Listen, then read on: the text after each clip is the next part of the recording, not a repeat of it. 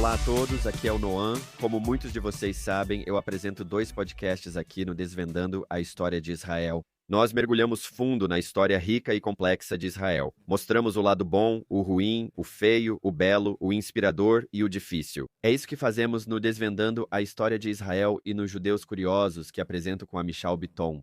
Refletimos sobre os principais temas e ideias atuais relacionados ao pensamento judaico, às ideias judaicas e ao Estado judeu. Hoje estamos lançando este episódio para todos os nossos ouvintes do Desvendando a História de Israel e dos Judeus Curiosos, porque é realmente muito importante. Neste episódio, vou fazer perguntas importantes sobre o que acabou de acontecer em Israel e no Irã. E, enquanto as notícias estão se desenrolando, literalmente enquanto falamos, vamos dar uma olhada na história para nos ajudar a entender esse momento complexo, fascinante e assustador. Vamos perguntar o que acabou de acontecer no Irã. O que o ataque de Israel ao Irã realmente significou? O que isso significa? Que mensagem foi enviada e o que vem a seguir? Para isso, tenho Yaakov Katz aqui comigo. Yaakov Katz é um experiente repórter militar, ele é ex-editor-chefe do Jerusalém Post. Ele também é autor de Ataque nas Sombras, sobre o bombardeio israelense ao reator nuclear da Síria em 2007. E Yaakov tem muito a dizer sobre tudo isso. Sou muito grato por ter Yaakov neste podcast, neste programa. Yaakov, muito obrigado por estar aqui. O prazer é meu, Noah. Este é um momento importante. Você está em Israel, certo?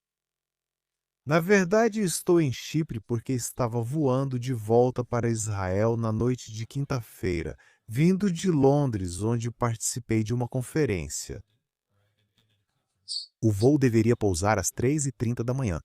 E em vez de pousar em Ben Gurion, pousamos em Chipre junto com milhares e milhares de israelenses que agora estão presos aqui, porque o espaço aéreo para Israel está atualmente fechado.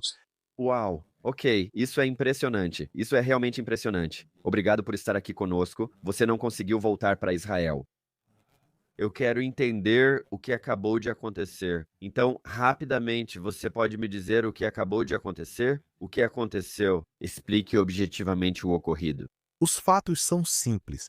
Israel, depois de décadas alertando que um dia teria que tomar uma ação militar contra as instalações nucleares do Irã, na manhã de sexta-feira, por volta das 3h30 da manhã, horário de Israel, cerca de 200 jatos da Força Aérea, junto com agentes do Mossad e células que estavam em solo iraniano, e potencialmente outras forças especiais que ainda não sabemos que estavam lá, participaram de uma operação em larga escala por todo o Irã, literalmente em todas as partes do país, neutralizando várias instalações-chave que pertencem, eu diria, a 3 departamentos dentro da infraestrutura nuclear militar do Irã.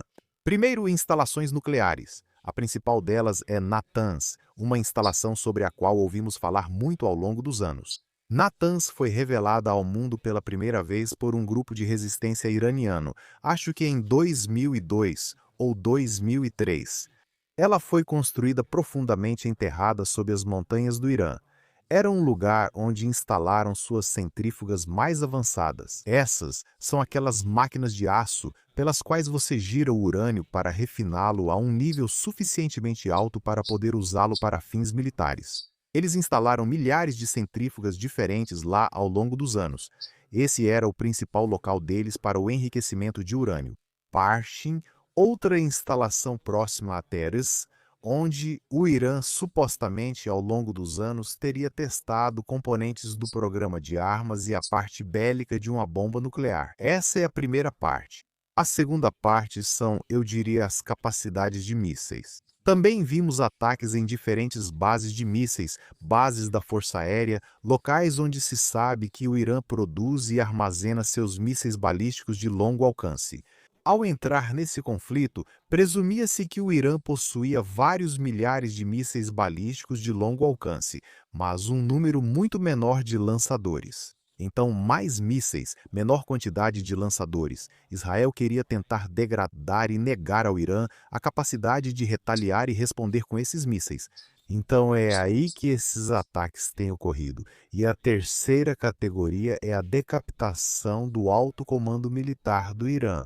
Então vimos a eliminação do chefe do Estado-Maior das Forças Armadas do Irã, a eliminação do comandante da Guarda Revolucionária Iraniana, do comandante da Força Aérea, de outros comandantes de alto escalão, assim como de cientistas importantes envolvidos no programa de armas. Então, 3 categorias, muitos ataques horas e horas. E enquanto estamos gravando isso, Noam, os ataques continuam. Obrigado por explicar tão claramente o que aconteceu. Você escreveu recentemente um artigo, na verdade ontem acho que foi, em que explicou 3 razões pelas quais agora era o momento certo para atacar. E eu quero te perguntar quais são esses 3 momentos, quais são essas 3 razões para esse momento, porque eu estava tentando lembrar agora, bem antes disso acontecer, ou enquanto estava acontecendo, e começamos a ouvir que isso poderia acontecer. Eu estava me lembrando de quando eu estava na faculdade em 2007 e eu estava escrevendo um texto para Alan Dershowitz na época, justificando, tentando argumentar por que um ataque preventivo contra o Irã seria necessário. E isso foi em 2007, faz muito tempo. Nós temos falado sobre isso há muito tempo. Houve diferentes momentos. 2012 também foi um período em que se discutia por que seria ideal atacar o Irã e impedir suas capacidades nucleares. Por que agora? Você deu 3 motivos. Temos debatido isso há algum tempo. Nós temos falado sobre o Irã há décadas, certo? A busca do Irã por capacidade nuclear não é novidade, certo? Isso começou até mesmo, quero dizer, só para dar um pouco de contexto histórico por um momento. Sob o Shah, nos anos 1970, ele realmente iniciou um programa nuclear civil junto com os Estados Unidos, certo? Os Estados Unidos e o regime do Shah eram aliados. Israel era aliado do regime do Shah. Em 1979, com a Revolução Islâmica, Khomeini assume o poder no Irã e as coisas começam a piorar e depois ficam muito ruins. Mas o programa nuclear também muda de rumo e começa a surgir inteligência de que os iranianos não estão fazendo isso apenas para energia, mas também para um programa de armas nucleares. Agora, eu só quero acrescentar mais um componente a isso porque acho que é importante, certo? Existem países que possuem armas nucleares. Você sabe, há estados islâmicos com armas nucleares, como o Paquistão. Sim, eu ia passar por isso. Eu ia passar pelos números aqui. A Índia tem de 170 a 180. O Paquistão tem 170. A Coreia do Norte tem 50, eu acredito. O Reino Unido tem 225. A França tem 290. A China tem entre 50 e 600. A Rússia tem mais de 550. Os Estados Unidos têm entre 5.000 e 5.500. Agora, Israel pode ou não ter ogivas nucleares. Talvez sim, talvez não. Como se chama? Nós não dizemos que temos, nós não dizemos que não temos. Qual é o termo? É amimuti mesmo? Política de exatamente, em hebraico, amimuti, que significa ambiguidade. Opacidade, exatamente. Pode continuar, desculpa. Meu ponto sobre o Paquistão é: seria só mais um Estado islâmico com armas? Então Israel deveria bombardear o Paquistão? Não, esse não é o problema. O problema é um Estado que está tentando conseguir uma arma nuclear e abertamente pede pela sua aniquilação e destruição. E essa é a combinação muito tóxica que vimos no Irã. Eles abertamente pedem para destruir e apagar Israel do mapa e estão tentando obter uma capacidade que basicamente lhes permitirá fazer isso. Por isso, o Irã sempre foi essa grande e massiva ameaça potencial para Israel. E é por isso que Israel, por tanto tempo, realizou tantas atividades secretas, sabotagens e pequenas execuções de cientistas e outros oficiais importantes ao longo dos anos. Desde 2007 e antes disso, e até hoje, para tentar atrasar e negar a eles essa capacidade. Certo, então nesse sentido, eu quero na verdade passar um pouco pela história aqui. Quero ler alguns momentos da história iraniana em que eles fizeram comentários sobre Israel. E aqui está.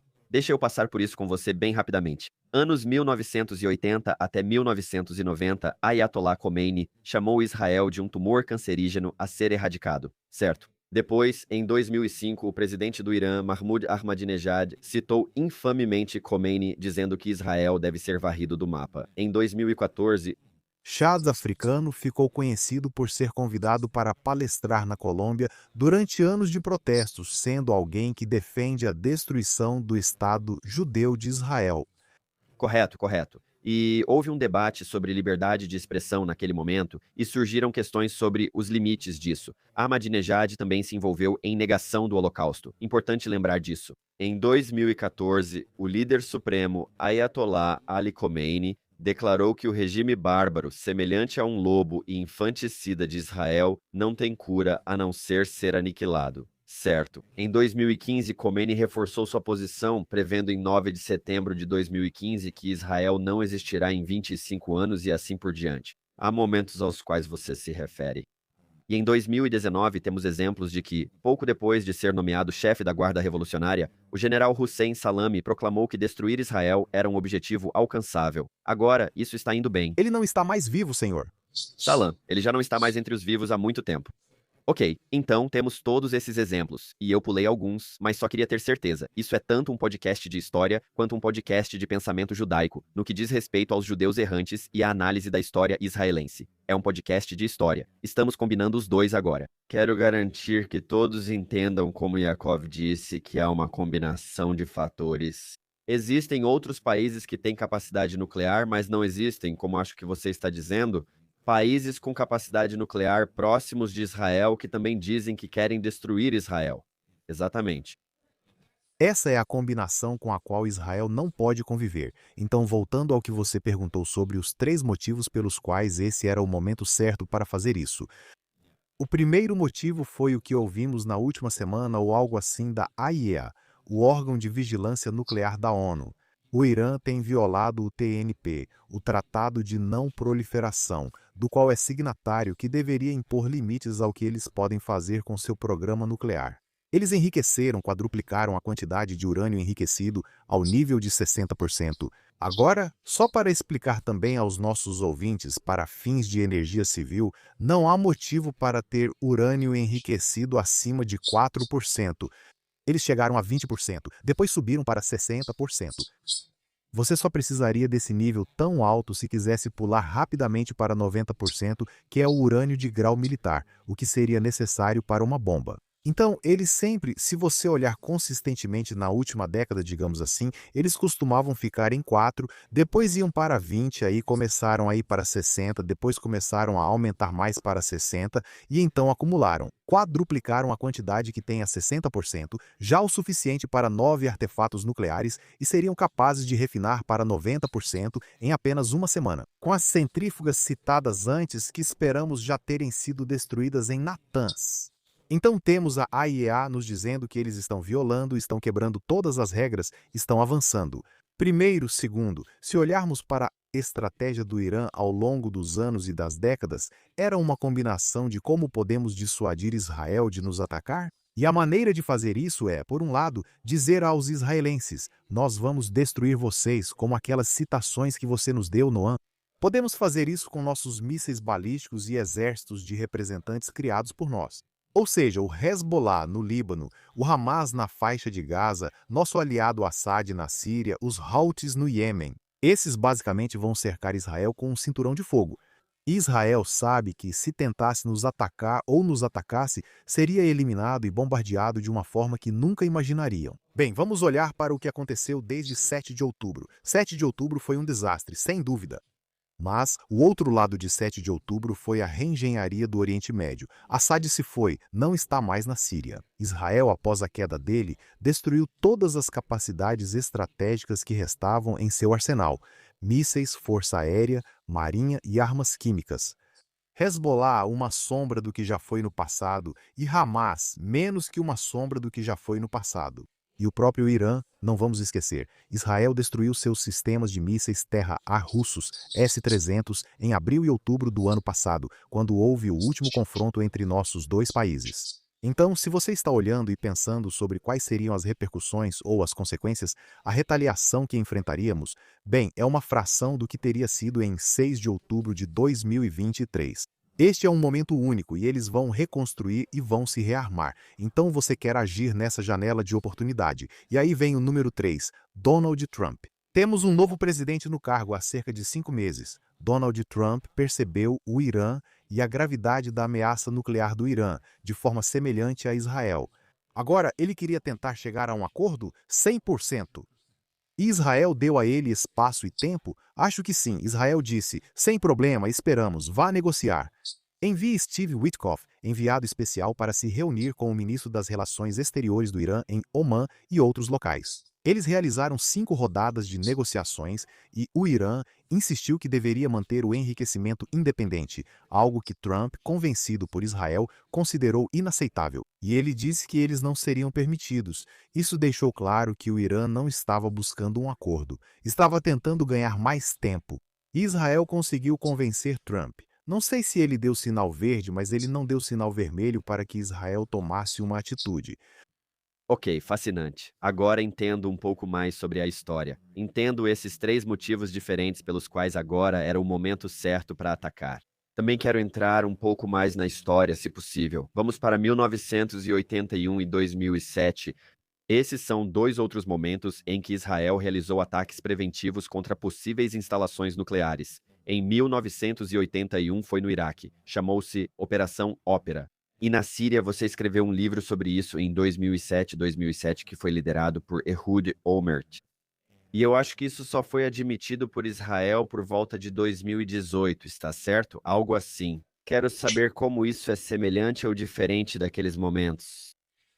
Então, é uma boa pergunta. É semelhante, eu diria, no panorama geral, porque é mais uma vez uma situação em que Israel deixa muito claro para o mundo e para seus inimigos que não vamos permitir que um país que quer nos destruir obtenha armas nucleares. E nós tomaremos uma ação militar unilateral de forma preventiva para negar a esse país essa capacidade. Apesar dos riscos, apesar da aposta, isso é algo que Israel como país defende. Essa doutrina Begin, nomeada em homenagem a Menachem Begin, que era o primeiro-ministro em 1981 quando enviou a Força Aérea para destruir o reator de Saddam Hussein, o reator Osirak, que estava sendo construído nos arredores de Bagdá. Então, nesse sentido, a continuação e o reforço da doutrina Begin são muito importantes para Israel como um pilar de sua doutrina de segurança nacional. E a Torá pela qual Israel vive, de acordo com ela, quando se trata de como gerencia sua segurança e defesa. Mas também ao enviar esse recado claro a outros inimigos que cogitam obter armas nucleares. Esse é um ponto. A outra maneira que eu diria que é semelhante à Síria, menos semelhante ao Iraque. No Iraque, o governo Reagan, lá em 81, não queria que Israel atacasse. E vou lembrar aos nossos ouvintes que depois que Begin atacou contra os desejos explícitos de Ronald Reagan, o presidente Reagan atrasou a transferência, o fornecimento e a entrega de caças para Israel por vários meses. Não só isso, mas também permitiu que uma resolução anti-Israel fosse aprovada no Conselho de Segurança das Nações Unidas. Então havia uma certa tensão. Com o tempo, essa tensão dissipou-se e passou. Por outro lado, em 2007, o que aconteceu foi que, sem entrar muito em detalhes, Israel descobriu esse reator nuclear que os norte-coreanos estavam construindo para Assad, no nordeste da Síria. Levou a informação ao presidente George W. Bush e pediu que Bush tomasse uma atitude. Bush pensou muito sobre isso, mas no final disse não. E então, quando Ehud Olmert disse a Bush: "Bem, se você não vai fazer, eu vou fazer." Acho que foi aí que a semelhança apareceu.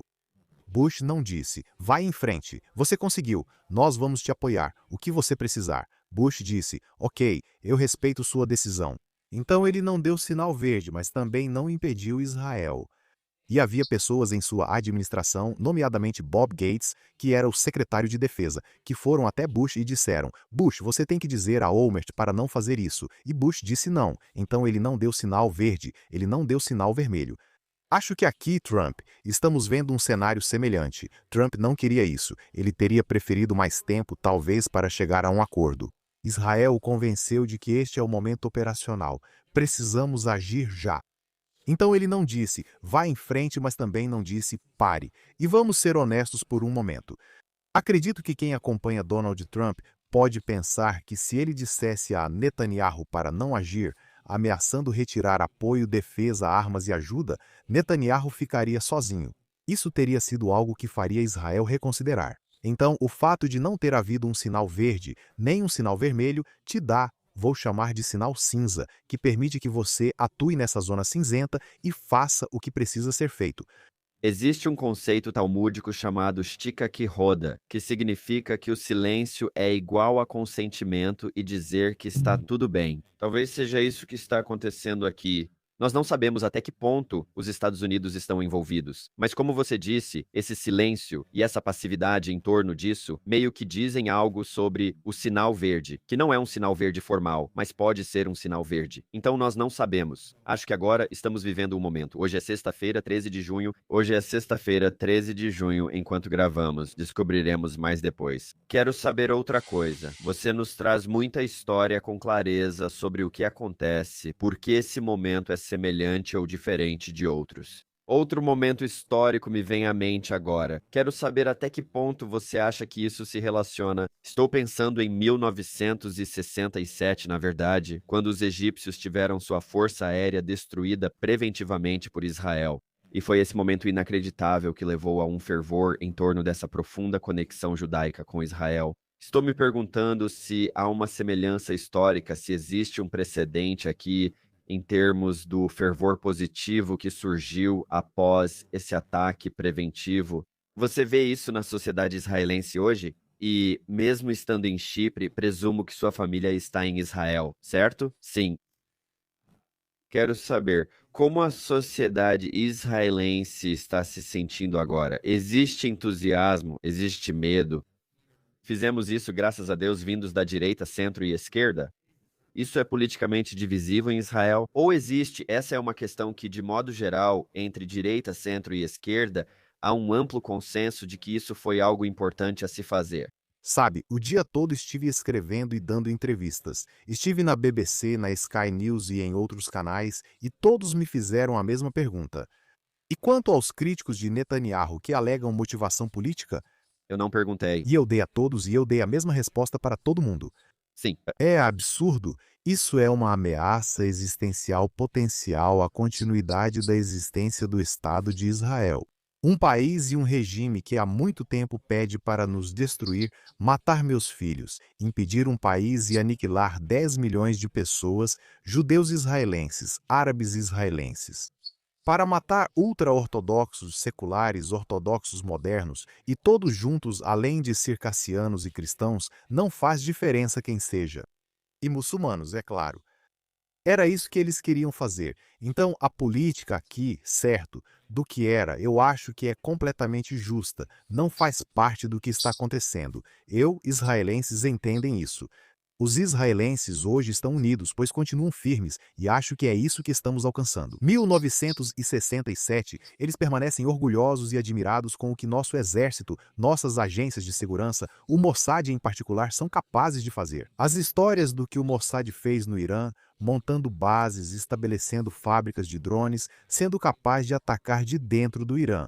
Coisas notáveis, dignas de filmes de Hollywood, e essa operação incrível da Força Aérea. Se você olhar algumas das imagens em vídeo que foram divulgadas, literalmente colocando um míssil pela janela, direto na cama do comandante da Guarda Revolucionária Iraniana ou na cama de um cientista nuclear.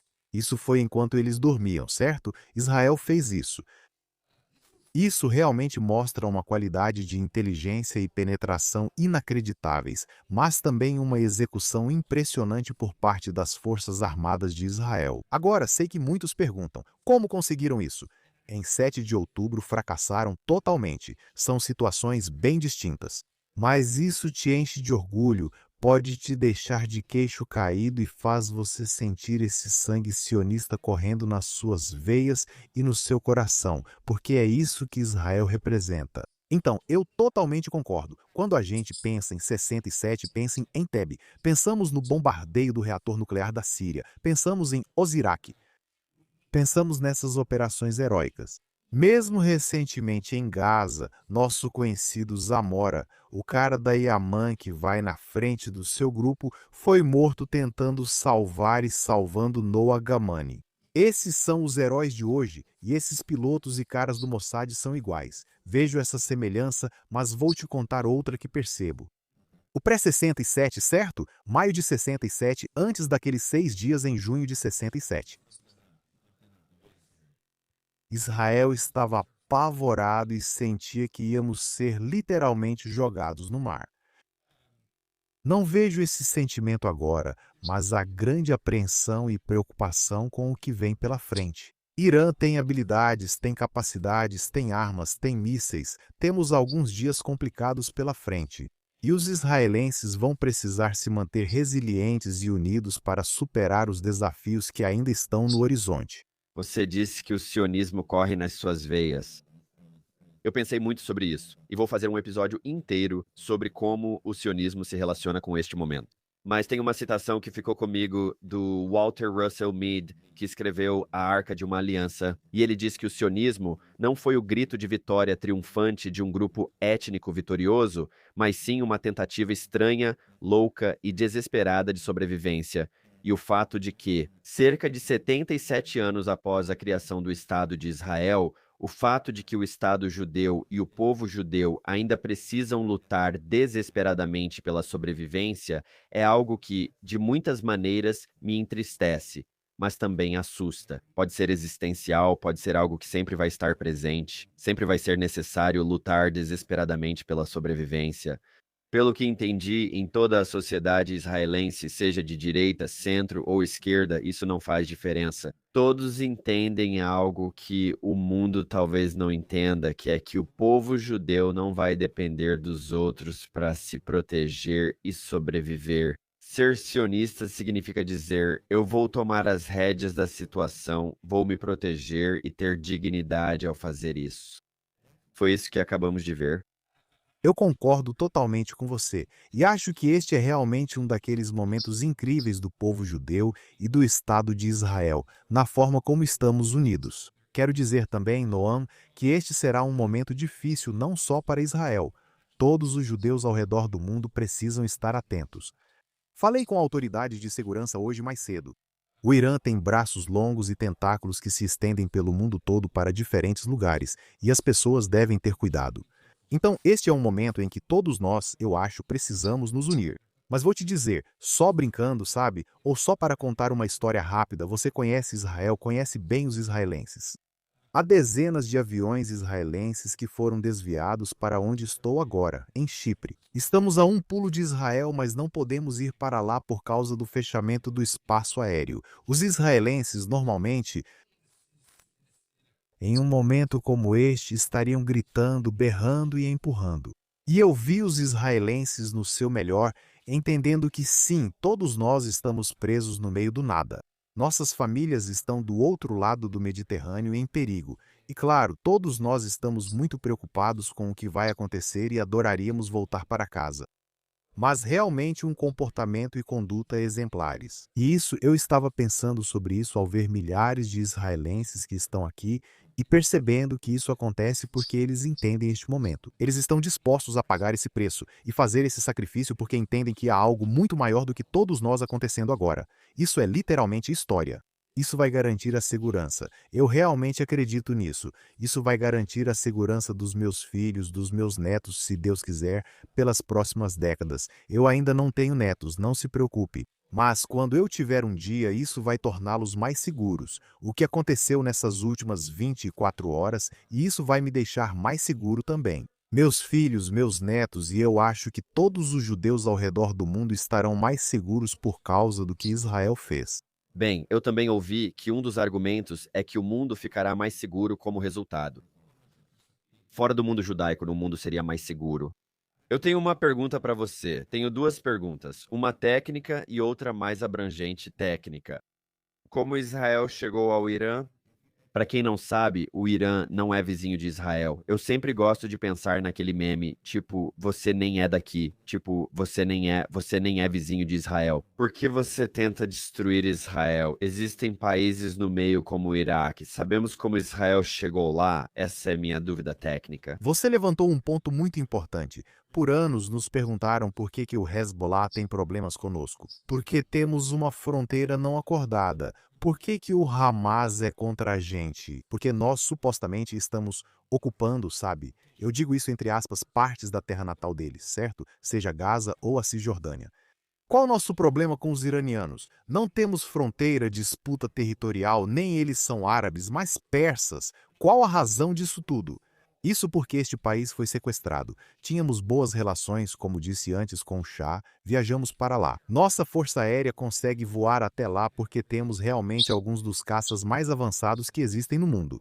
Temos o F-35 com modificações. Este é o caça de quinta geração com tecnologia stealth, fabricado pela Lockheed Martin. Israel foi o primeiro país do mundo a recebê-lo depois dos Estados Unidos e a usá-lo em combate. O F-35 é capaz de operar. O UMRAAM está dentro do seu raio operacional e de combate. Também temos F-15-1 e F-16-1. Um deles, o F-15, é chamado de Ram Thunder. O F-16-1 é chamado de Sufa, que significa tempestade. O F-35-1 é chamado de Adir, certo? Você sabe, o poderoso. O forte. Damos bons nomes às nossas aeronaves e temos capacidade de reabastecimento em voo. Então você consegue realmente criar uma capacidade de ondas de aeronaves que podem decolar, voar até lá e receber reabastecimento em voo conforme necessário. Você voa para o norte, passaria pela Síria, depois pelo Iraque e então chegaria ao Irã. Outra rota é potencialmente passar pela Jordânia, Iraque e Irã. Pelo que ouvi, a rota usada desta vez seria pela Síria. Evite violar o espaço aéreo jordaniano. E precisamos dos jordanianos do nosso lado porque já vimos, desde o ataque, quando os iranianos enviaram drones, que os jordanianos também teriam abatido alguns desses drones. Então não queremos irritar os jordanianos violando o espaço aéreo deles. Aliás, em 1981, Israel chegou ao Iraque sobrevoando a Jordânia.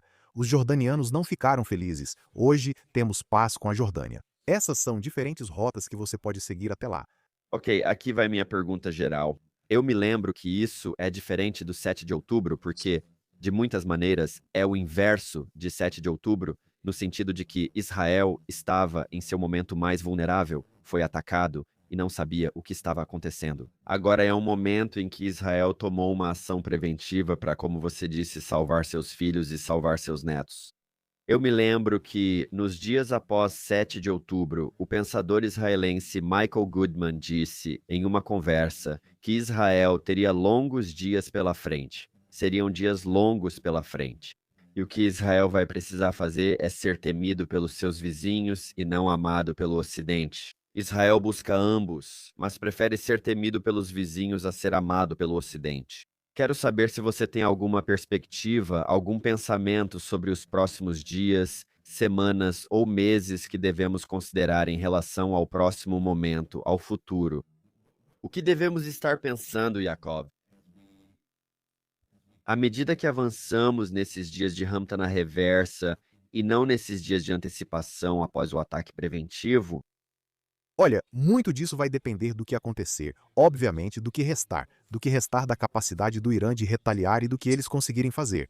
E, desses mísseis que provavelmente serão lançados contra Israel, quantos vão penetrar nos sistemas de defesa antimísseis em múltiplas camadas de Israel, junto com o apoio americano, e quantos serão interceptados? Mas eu diria, isso é algo para realmente se pensar? Aqui está como o 7 de outubro, eu acho, exige uma mudança muito mais profunda que Israel precisa na forma como encara sua segurança nacional. Se pensarmos nisso, como você mencionou, vou conectar ao que disse sobre a Guerra dos 6 Dias. Sabe, se você pensar em toda a história de Israel, nesses 77 anos nunca realmente usamos ação militar preventiva, exceto em 2 casos. Um foi nuclear. Então, os Iraque e Síria, agora com o Irã, digamos assim.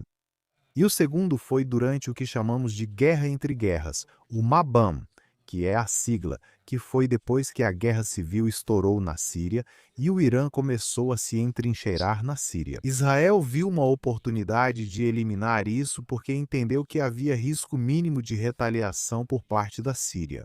Mas deixamos o Hezbollah crescer e crescer e crescer. Deixamos o Hamas crescer e crescer e crescer. Vimos eles treinando em Gaza, não fizemos nada. Vimos o Hezbollah acumulando 150 mil foguetes e mísseis de longo alcance e de curto alcance, e não fizemos nada para impedir isso. O ataque de 7 de outubro nos ensina que não podemos voltar a esse estado de complacência. Não podemos voltar à realidade em que permitimos que nossos inimigos se fortaleçam. A única exceção convencional de uma ameaça militar convencional é, potencialmente, a Guerra dos 6 Dias. Agora é um argumento histórico, pois dirão que fecharam o Estreito de Tirã, considerado ato de guerra, e, portanto, o ataque de Israel contra, como você mencionou, as forças aéreas do Egito e da Síria foi legítimo na época, porque eles já haviam sido provocados. Mas, mesmo que você vá por qualquer um dos lados, havia um entendimento de que era preciso agir antes que eles agissem. Acredito que, devido a essa nova mudança, como vimos no Irã, Israel precisará agir assim com mais frequência. Não vamos mais conseguir empurrar com a barriga, vai ter que ser um Israel diferente. Vai ter que ser uma doutrina de segurança nacional diferente, muito mais preventiva e menos reativa. E isso, quando você pensa bem, por um lado faz sentido porque você diz: ok, entendi. Bem, não podemos deixar o Hezbollah voltar a ser o que era.